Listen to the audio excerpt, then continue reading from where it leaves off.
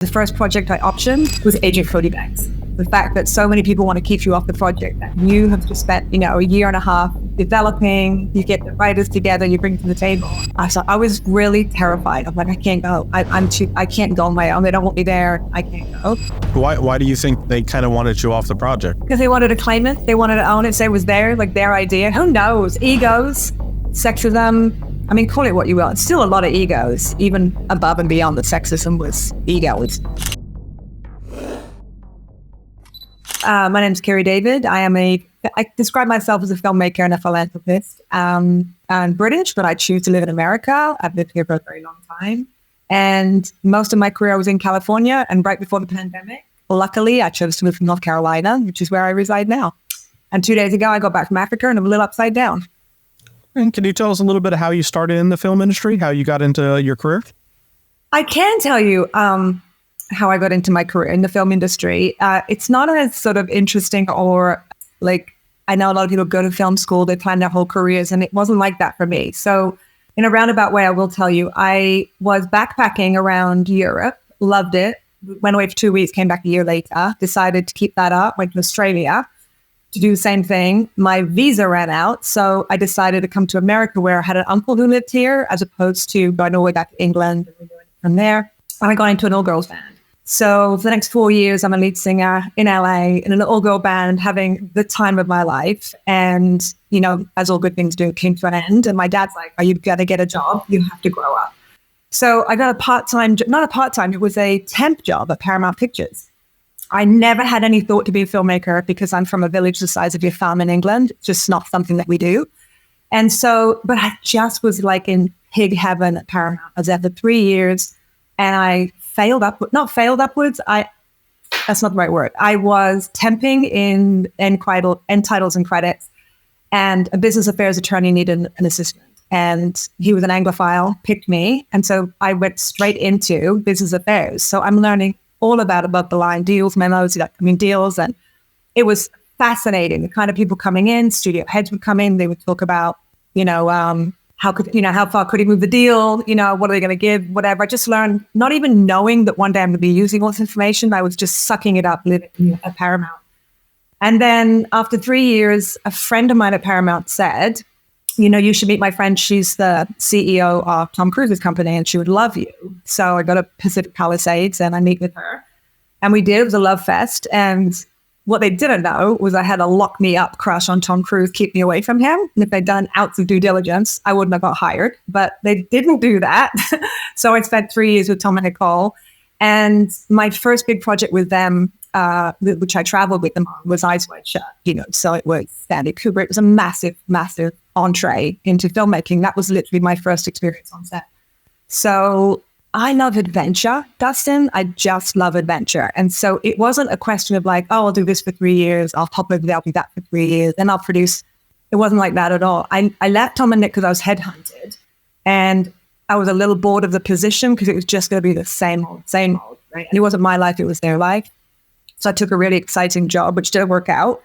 And I came back to LA 6 months later and decided to start my own production company because I felt like if I could produce Tom and Nick, I could produce anything. That's how it started. The first project I optioned was Agent Cody Banks.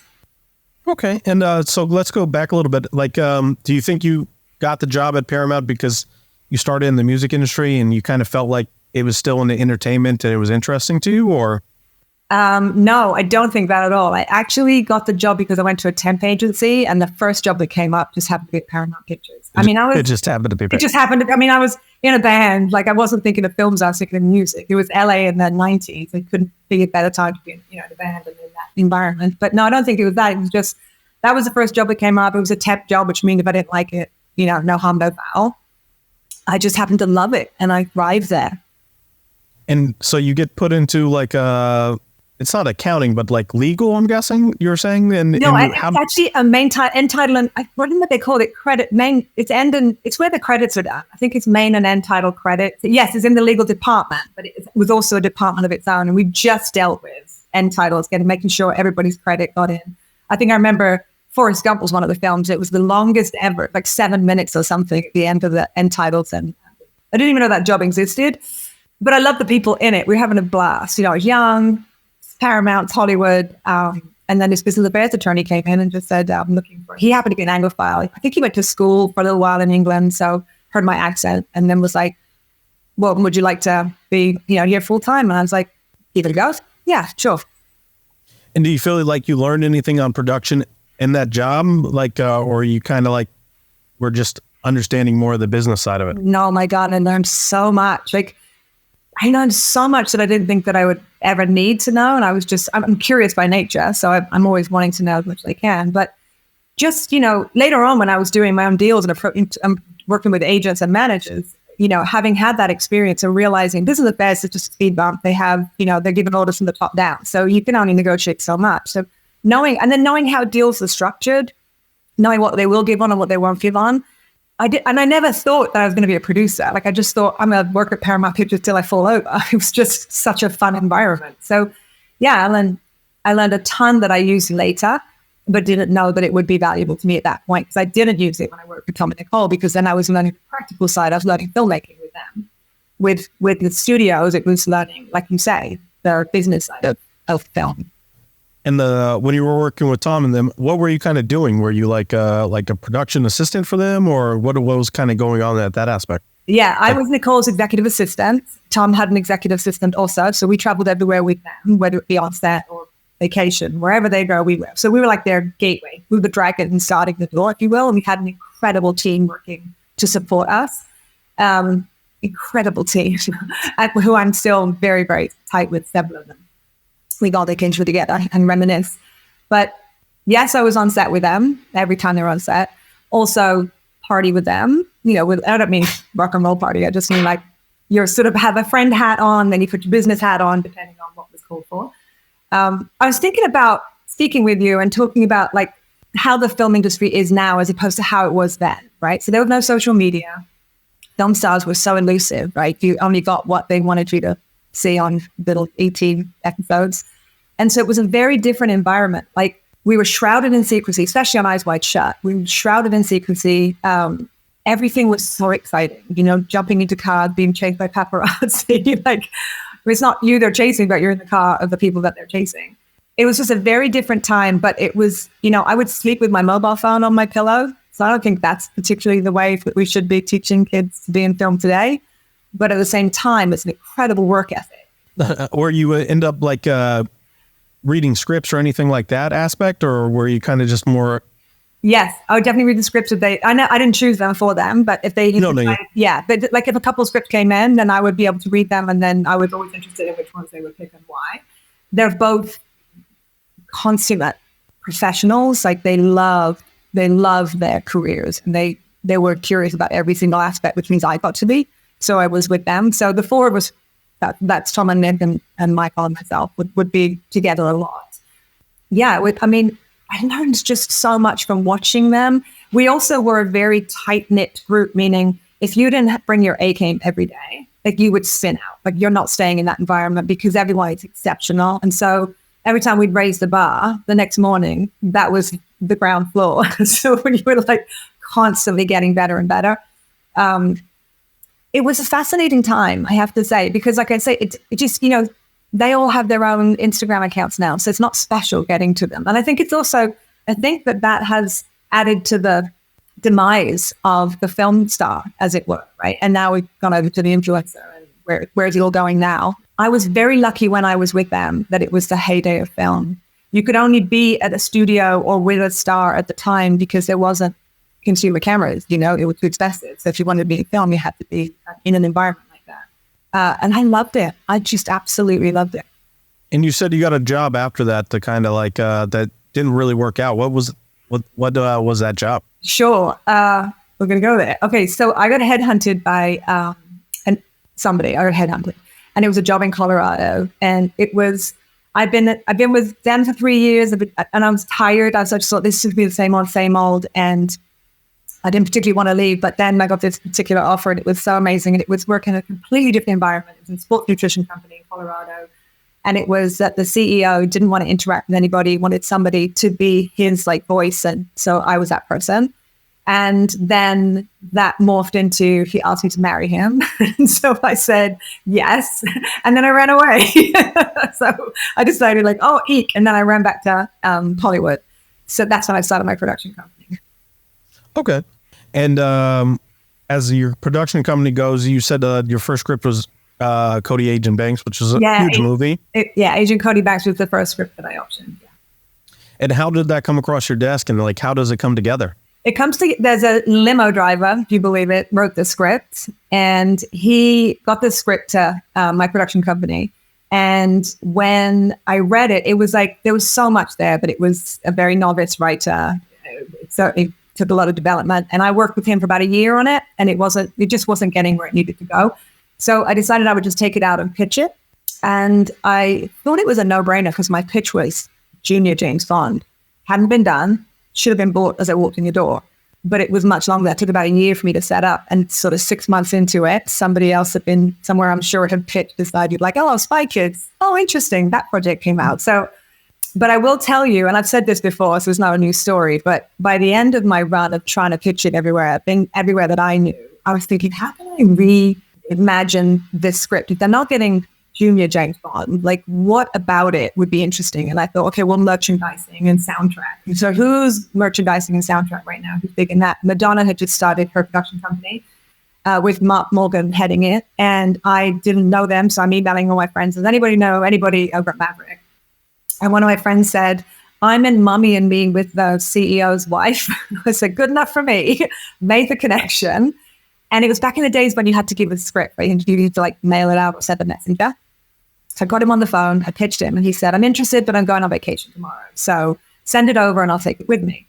So I did, messengered it over, and I got a call from him like 3 days later from vacation. And it said, what do I have to do to make you stop shopping this around town?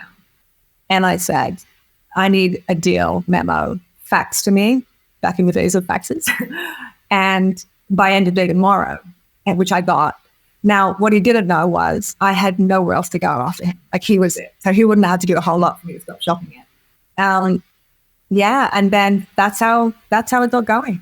And, like what are the biggest obstacles do you have on that production? Because obviously that one you're taking on, I wouldn't say new, but it's just a kind of like a lot of new aspects that you have to kind of overcome. So what are like some of the biggest obstacles? Oh my God, obstacles you never could have, you never had heard from me before. So I was so green, Dustin. I couldn't have been more green. So to bite off like a $40 million movie as your first film, I didn't even know how ambitious that was. I just was rolling with it. What was hard was everybody at the table, which, suddenly there's executives everywhere who are claiming this project as it goes up, further and further up the ladder. And they all wanted me off the project because it was me that brought it in. And I was the only woman. Everybody else was a man. And the man plus an assistant, and who was also male.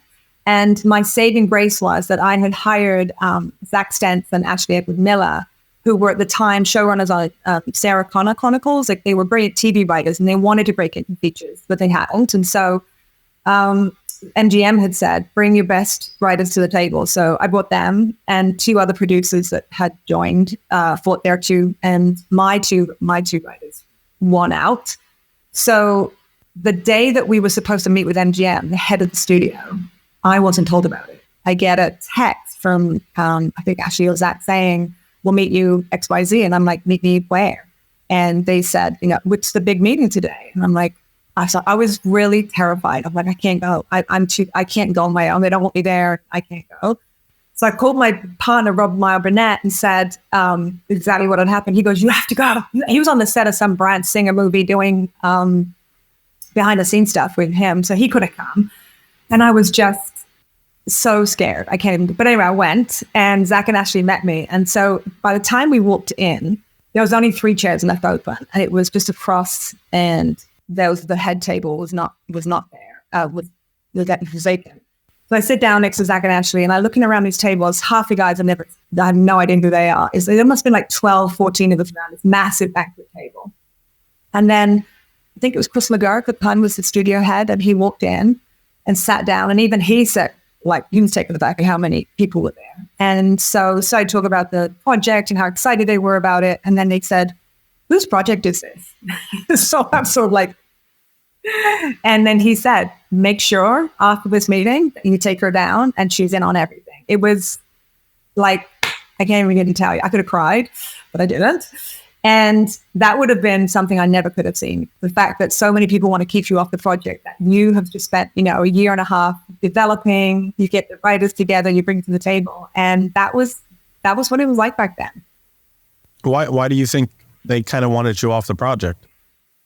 Because they wanted to claim it. They wanted to own it, say it was their idea. Who knows? Egos, for sure, egos. Do you feel like, I feel like there's also a uphill battle for women in production, meaning like as a producer or as a director, especially back then. I mean, I think stuff is kind of changing now, but, obviously back then, do you think it is any of that aspect, or do you think it was just more like, I really want to be the one that brought in this project and really brought it home and not have somebody else behind you? You make a really good point. So I've got a group of women that came up when I did, who were the producers, like directors now, and we talk about this because it used to be like I would pitch on my own. I'd come in on pitching to a bunch of men, usually 99% of the time. And first of all, when you walk in, they give you the slow look over, so you know that's coming, right? And you just have to keep in your head the story, this project, right? It's just an ism. That's what you have to do when to be in film. So to have, maybe it was to do with the fact that a woman got this project up and running, maybe that's had something to do with it. I don't know. Certainly that had a lot to do with like pitching and just having to address that whole, male chauvinist stuff. Like everyone knew about Harvey back then. I just didn't pitch to them. I'm like, I'm not going to Miramax. I know what that's all about. And everybody knew about it, right? It was no secret. It was just so ballsy. The women that did come out about it for the hashtag Me Too did it because it's, he was like God, right? So yeah, sexism, I mean, call it what you will. It's still a lot of egos, even above and beyond the sexism was egos. And there's a lot of money in it, I'm going to take a lot of money out of the budget and I got paid a lot of money on that film. So they wanted that, I'm sure, right? I'm not there. That's more for the producer pie. So that project, I believe, was a success. So because obviously they made a second version of it. So how does that does that help your career kind of move forward, or how does that kind of work after that? It's a good calling card, right? That you've got this franchise right out the gate. But it was a terrible experience for me in terms of, having to hit all the feeds. I love the creative process. I've always loved reading. I love story. I love collaboration. And I was looking forward to that. And so I wasn't expecting the opposite of that. And like I said, Zach and Ashley, who were the writers, were phenomenal. And they were gentlemen. We're still friends today, years later. Because they said, no, you take the girl home that you brought to the dance. That was their theory. Even though this was their first big picture too, they always looked out for me, and I'll never forget it. Okay, and is the sequel your second project out of your production company, or do you kind of move to something different? No, I think my next project, if I look back, I think it was My Date with Drew, came between first and second. And My Date with Drew, I partnered with John Gunn, who's writer, producer, director. So he was the director in our company and I was the producer, although he's a brilliant producer. And he and I, we started a production company around that time. And I remember sitting next to him. Have you seen My Date with Drew? Have you heard about My Date with Drew? I have. I remember it somewhat. I don't remember the whole thing, but I know it's like a documentary where he wants to go on a date with Drew and he's trying to figure out how to get to her, et cetera, et cetera. Right. We should never work now because we have social media. We were like, could you get call our manager? But back then it was all like at the advent. It was like in 2004 we made it. I remember sitting next to John and he got a phone call from his friend, Brian Roslinger. John Bryan and Brett Wynn went to Ithaca together. They went to film school together. So I'm sitting next to John and I'm overhearing the conversation. And it's this guy who's got this massive crush on Drew Barrymore and thinks it's a great documentary. Like, I'd like to get a date with her. And John was like, that's not a good idea. And I'm just like, au contraire. As someone who really wanted a date with Tom Cruise, I know that journey. And there is a billion people out there right now that would relate to this film. So we all have our ways of remembering how it started. But I remember being in me, because it's in the film, me saying that too when I first meet Brian. But the thing about that, it was truly an independent production. We funded it ourselves and it cost a massive amount of $1,100 to make. And when we, at some point in it, we thought, this is just going to be what we did last summer. This isn't going to see the light of day. But it started to get, better and better. And then when we hit our first film festival, when the boys went to Aspen, HBO Comedy Arts Festival, and I was filming a Lifetime movie at the time. I was in Vancouver. And so I get a phone call from John, Brett, and Brad saying, you have to come here. Like, you've got to see audiences watch this film. Like, it's insane. There's lines around the block going down the street. So I talked to my producing partner, like the weekend was coming up, and I said, I got to go. So he said, of course. So I take off, and sure enough, like every screening, like we're walking down, it's like lines down the road and around the theaters, and people are loving this film. And so what we made for $1,100, we licensed for $650,000, went on to make about $4 million, and got a worldwide theatrical release. So that gave me my first taste of, like, I think I prefer independent filmmaking. Gotcha. And how did you guys kind of get Drew Barrymore involved? Like, I know that you kind of have to use her imagery and stuff like that. I know she's in the poster. How does that kind of come? Truly independent spirit. Let me tell you about the poster, right? So we had no money, so we couldn't. That picture on the poster was in a People magazine spread, and obviously she loved it because it came out in People. And we're sitting around, and I said, what if we call the photographer and say, what about the photos you didn't use from that shoot, but that are still good, that we could then give to her feedback, because she'd have to approve a likeness. So we called the photographer, and I think his name is Kenneth Willard or Williams, something like that.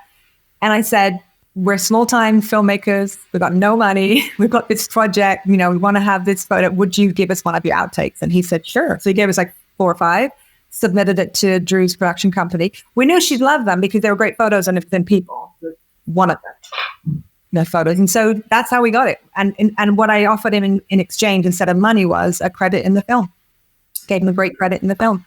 Yeah. So how do we get to her was complicated because it actually plays out in the film. But I knew at one point her production company might be worried for like stalkers. Who are we? So I remember calling her producing partner, Nancy Gibonen, and said, hey, listen, just so you know, we're doing this film. We don't want your help.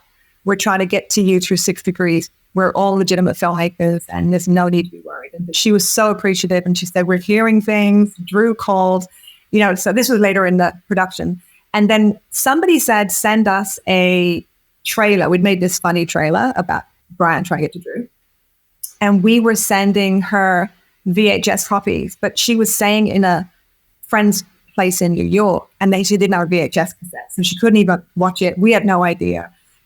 So people were stopping her saying, hey, these guys are trying to get to you. So all of these different ways were getting to her. And then finally, we get a call. This is also in the film. We get a call from Nancy Gibonen saying, Drew is going to be calling you in like an hour or 30 minutes, whatever. So I had my flip phone and give it to Brian. And I'm like, do not let this leave you. And we've got the camera on Brian. And I think he's crossing the street when he gets the phone call. And like, Drew will meet with you. But here's the thing. She's in New York. So we all had to fly to New York. And yeah, we met with her at a restaurant that had closed for the afternoon in between lunch and dinner. And Drew's people said, you have like 15 minutes with her, which we would take anything at that point. Because the alternative was we were going to end on a close-up of Brian in a hot tub and him saying, well, we told you would be my date with Drew. And we'd like slowly pull back. And next to him would be Drew Carey. And he'd be like, ain't love a bitch. That was going to be our ultimate ending. But we got Drew, and she gave us so much time. We were there for about an hour and a half. She and Brian got along famously. She totally got it when she met him. He's not this weird stalker, but that's how we got to him in New York. And that I noticed as your career kind of goes on, you started doing documentaries and doing stuff about, I think personal stuff that means a lot to you. Can you tell us a little bit about that also? Yeah, I will. Again, back to my earlier statement, I didn't really plan this at all. So I do a lot of consulting work. In between films, I do a lot of consulting work, which I love. And I had got this email from Bill Coor's biographer and his attorney, both of whom were women. So I was really thinking, oh, who's this guy? That's great. You've got 2 women around here, important roles. And so in it, they were telling me that they had fired 2 production companies to try to make this documentary. And so I was sort of formulating, how do I nicely say, probably you guys, because 1 production company, maybe, but 2. So that was kind of my thought process. I get on the phone with one of them. The other one was late to the call. So we just end up chit-chatting as you do till she's on. And she was in Montana. I'm a huge horse rider. So I just said, do you have horses? She's like, I have horses. And we started talking about horses. Unbeknownst to us, the other, Margaret had got on the phone and she had just bought a horse that day. So now the three of us are talking about horses, getting on like a house on fire. And I said, well, guys, this is on your dime. So if you want to get to it, who is Bill Coors? Why should there be a documentary about him? And so the biographer started telling me about his life. And then when she got to the point that said, and Einstein was one of his teachers at school, I'm like, I'm in. I'm so in. This is brilliant. So I listened to the whole story and I said, look, here's what I will do with it. And I just laid it out how I would do it. And they were texting each other, which I didn't know, and said, let's ask her to direct it. I had never had any thoughts, notions, ideas, or desires to direct. I loved producing and writing. I loved it. So they offered it to me and I said yes. And I figured I would work it out, which is what I usually do. And that documentary was so powerful working with Bill because he was 100 when I met him.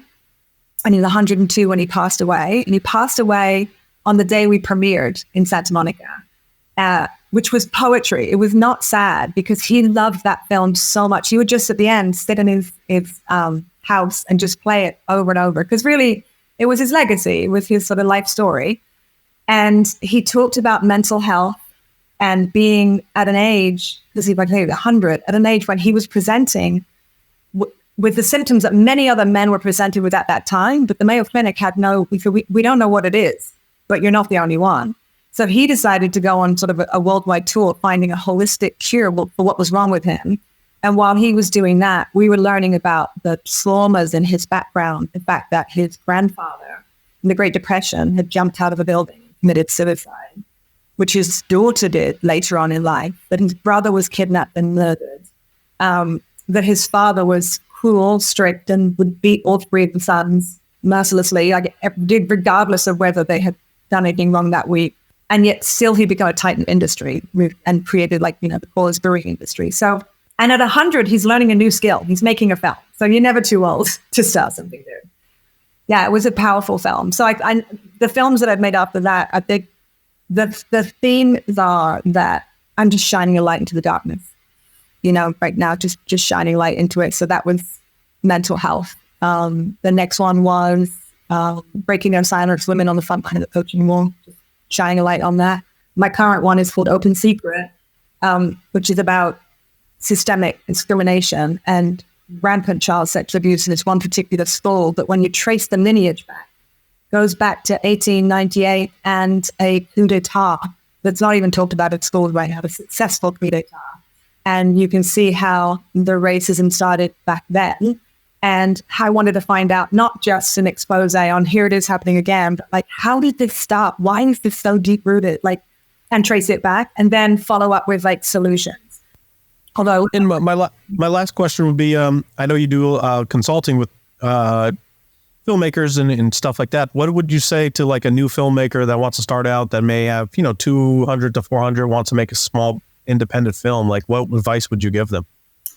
I would give the following advice to a new filmmaker with a budget that small. I would make sure if you're making a feature, that's what your idea as opposed to documentary, would be to make sure it's a brilliant script and that you love it and that you're passionate about it. Because you will be tested in ways you don't know how you will be tested. And so if you don't love it, you're not passionate about it, then you'll just fall down and you won't continue on. So you have to have a project that you love. And you need to be tenacious about finishing it off. And so get your friends around you, offer up your help to your friends. Let me help you on your project. You help me off mine. And be resourceful. And you can get it done. We definitely can get it done. You can shoot a movie on an iPhone now. So there's no reason not to do it.